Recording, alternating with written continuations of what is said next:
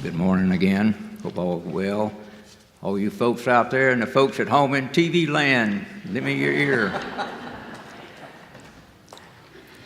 Annual meeting, first of all, this is not about asking for money. There are no fire alarms, no wailing sirens going off. It's just a matter of information to be made available to parishioners on the financial health and status of St. John's. So rest assured, I'm not going to be up here begging for money, but hopefully enlighten you on where we are and where we're headed. Back the annual report, we gave a report on the financial condition of the church and also on the budget that was approved by the vestry for 2022, which reported an operating deficit, projected deficit of $114,000, which is a big number. After that, in late January, after the meeting in early February, we discovered that there had been some significant expenses that had not been included in the budget, which are now there. And now that number is up to $146,000, which is a staggering number. However, don't be too alarmed. We're not being reckless in what we're doing. You may think so with that number, but in looking at what could be cut to trim the deficit, it would have meant terminating personnel, which we didn't feel as a vestry we needed to do. We do have sufficient reserves in the bank to cover this deficit. So while we're not extremely comfortable, we're not uncomfortable at this point either. So having said that, we continue to need your financial support, especially the pledges that have been committed for 2022. Without that, the hole may be deeper, so hopefully it won't get any deeper. We do have some additional reserves, which we hope we don't have to go into. Peter and his staff have done a very good job in the past 2 or 3 years managing the expenses. Expenses have come in under budget, and we don't know that that'll happen in 2022, but they're pinching pennies and pretty careful in how they spend your money, our money. So bear in mind now that in this budget, about 80% goes for personnel expenses. And as you know, if you have your own health insurance keeps going up, everything you do continues to go up. We're all victims of inflation, and it doesn't seem to get any better. We're all tired of paying already for a month $4 for gas, but we're all having to share the pain. Anyway, out of this budget, of roughly $1,400,000 in projected revenue, we send the Diocese of North Carolina $149,900. That is part of the what I call the club dues. If you go be a member of the Episcopal Church of the USA, you have to pay these assessments. So it's all part of being a member of the church. We also in the budget have over the last 3 years, while it's a small amount of money, we have put back in the budget money for outreach. We have many, many outreach programs here which are paid people contribute to outside the operating budget, but we felt that we needed to put some money in the budget, and we've grown that from a smite $10,000 3 years ago to $30,000 for this year. So Outreach Committee will be receiving those funds in addition to approximately $10,000 from the endowment. And we have Fill the Bowl campaign cranking up, which raises a lot of money. That's outside of the operating budget and many other outreach endeavors.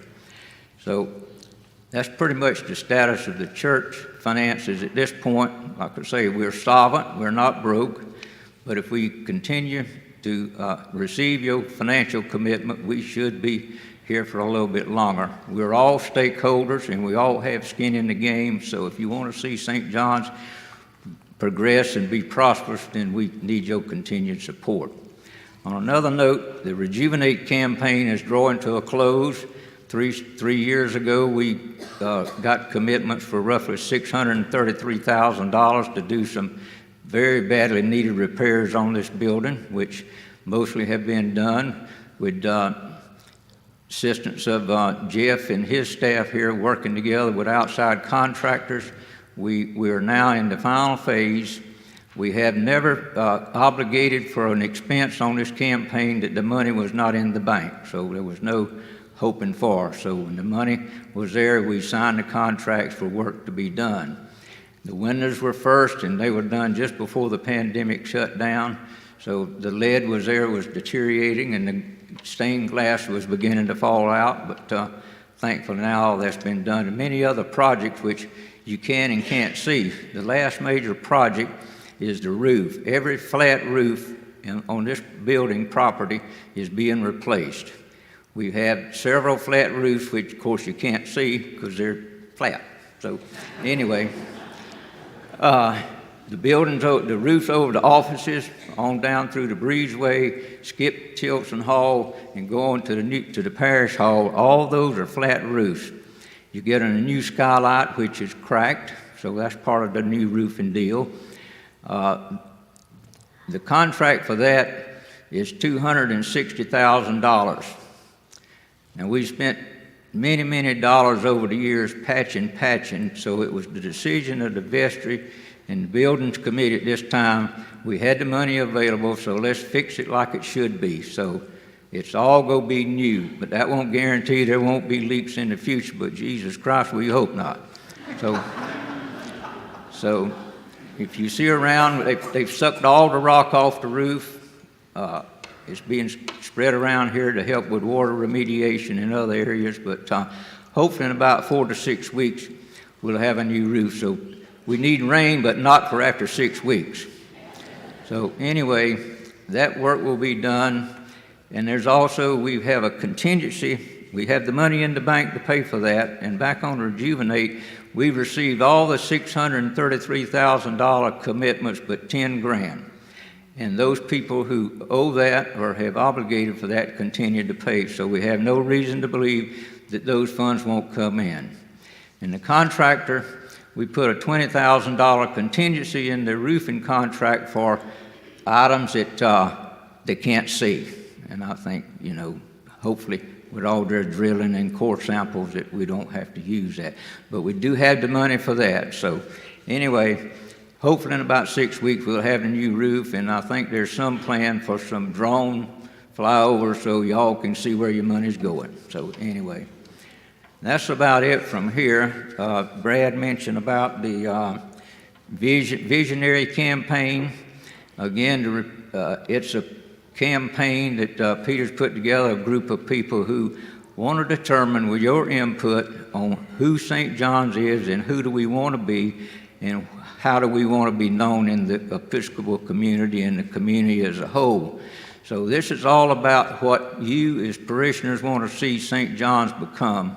So if you don't participate in these groups, then don't go in the breezeway and at breakfast and complain to the vestry about you don't like what's going on. You have your chance to participate. So that's the end of my lecture for today. We do thank you on behalf of the vestry for your continued financial support, and it's imperative that you continue with God's help to continue to support the church with your time and your finances, and it's critical, not yet, but it is for you all and us to continue to make our commitments to the church. So having said enough, thank you for listening.